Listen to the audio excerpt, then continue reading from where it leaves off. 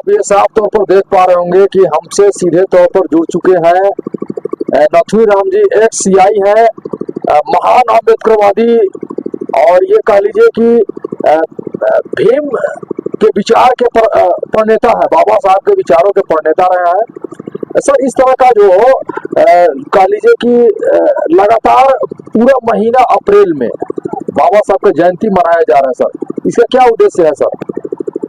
पहले तो आपको और आपके चैनल को और आपके सुनने वाले लोगों को बहुत बहुत धन्यवाद। जैसा कि आपका प्रश्न है कि इस माह में यानी अप्रैल महीने में जो कार्यक्रम चल रहा है उसके संबंध में क्या कहना है। मैं आपको बता दूं कि माह अप्रैल करीब करीब बहुजन महापुरुषों का जन्म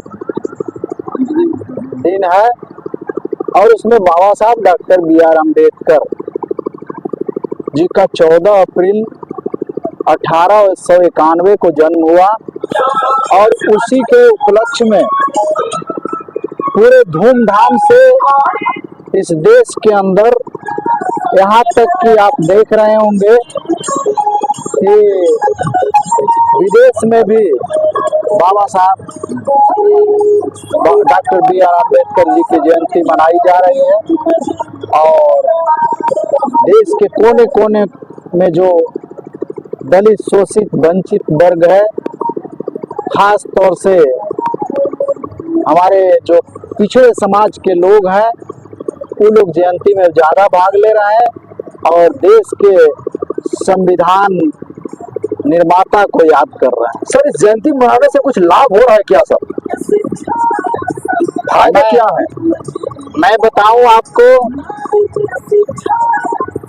कभी समय था कि बाबा साहब डॉक्टर बी.आर. अम्बेडकर को लोग जानते नहीं थे। धन्य है मान्यवर कांशीराम साहब,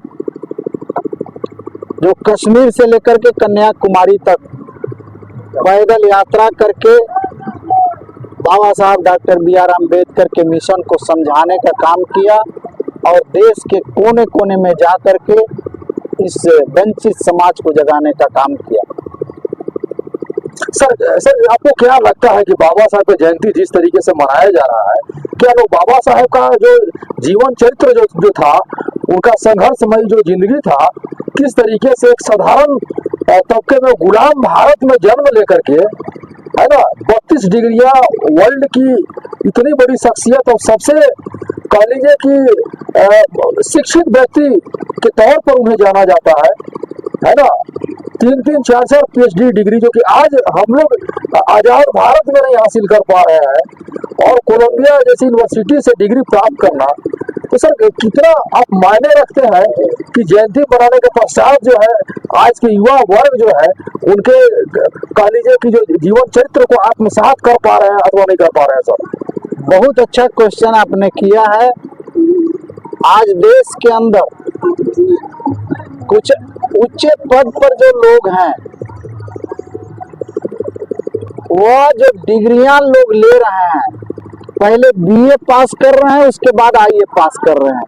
और बाबा साहब का जो डिग्री था कोलंबिया यूनिवर्सिटी के साथ साथ तमाम डिग्रियां जो उन्होंने प्राप्त किया है, वह बिल्कुल ओरिजिनल डिग्री है, सत्य है।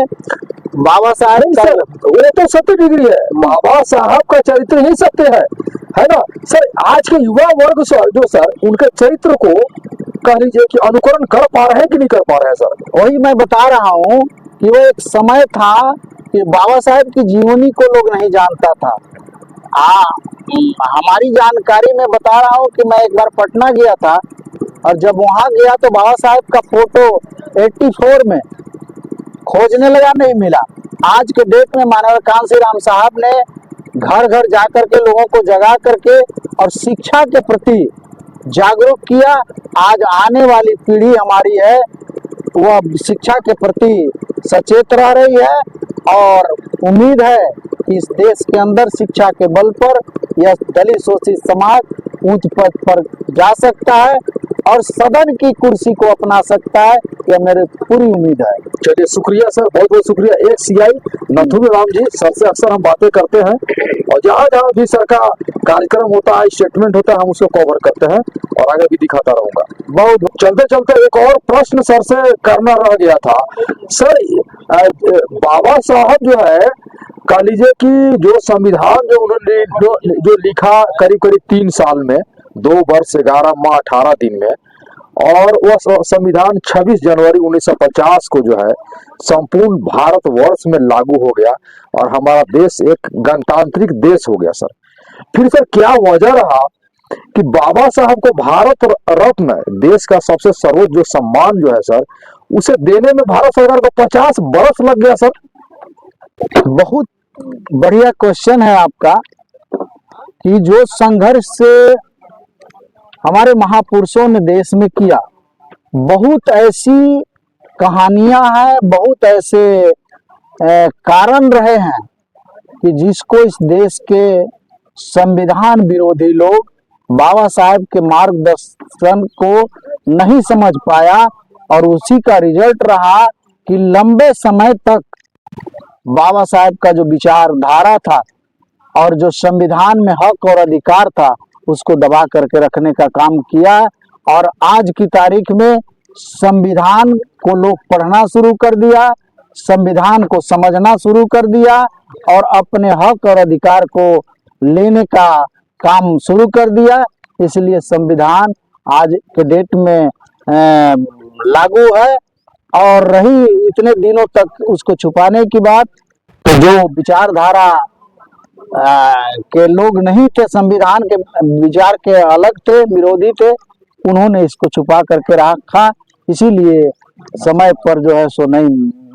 बाबा साहब को भी सर यह भारत रत्न सम्मान देने में 50 वर्षों के बाद दिया गया सर, मरणोपरांत दिया गया। हाँ बिल्कुल, जो कि 50 साल के बाद दिया गया। बिल्कुल। एक बहुत बड़ी सवाल है सर, है ना सर? जी, उसको 50 साल क्या सरकार को देने का मंशा स्पष्ट नहीं था क्या? बिल्कुल नहीं था। और मैं आज उनको दबाव बनाया गया कि उनको भारत रत्न दिया जाना चाहिए, क्योंकि सही मायने में वे इसके हकदार हैं। जब लोग समझ गए कि अब ये जो है इस आजाद भारत में जितने लोग संविधान को जानने लगे, बाबा साहब को जानने लगे, अब जो है सो विरोधी के लाख प्रयास के बाद भी 50 वर्षों के बाद ही सही, लेकिन बाबा साहब को भारत रत्न की उपाधि मिली। हमें तो लगा सर कि मतलब कि भारत सरकार जो है, यह कह लीजिए कि मजबूरन वो सोच ली कि हमें भारत रत्न बाबा साहब को देना ही होगा, नहीं तो उग्र आंदोलन हो गया, बहुत सारी चीजें, प्रश्न खड़ा हो रहा था। तो हमें लगता है कि मतलब कि मजबूरन उन्हें भारत रत्न जो है देना पड़ा। देखिए, जब तक हमारे लोग नहीं समझ पाते थे कि ये जो है सो भारत रत्न नहीं देने के पीछे कारण क्या था, आज की तारीख में मैं बताऊं कि जो आज भारत रत्न जो बाबा साहब को प्राप्त हुआ है, उसको काफी लोगों ने विरोध किया अंदरूनी। और आज के डेट में राजनीतिक जो चाल है, राजनीतिक चाल को हर कोई समझने लगा है और मजबूरन राजनीतिक नुकसान न हो इसके वजह से भारत रत्न देना उनकी मजबूरी थी, जो वर्षों बाद दिया गया, लंबे समय के बाद। बहुत बहुत शुक्रिया। नथुनी राम जी एक सीआई रहे हैं और मैं परिचय करा दूं जो महानुभाव इस वार्ता में बैठे हैं, क्योंकि अभी अभी जो है जरही ग्राम में जो है ऐतिहासिक संगीतमय बाबा साहब का अम्बेडकर जी का जयंती के पश्चात जो है संगीतमय कार्यक्रम संपन्न हुआ है।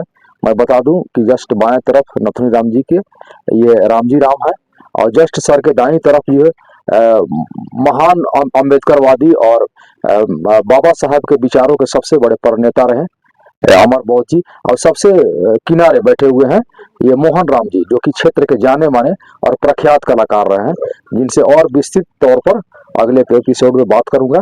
तब तक जय भारत, जय संविधान, जय भीम। चलिए।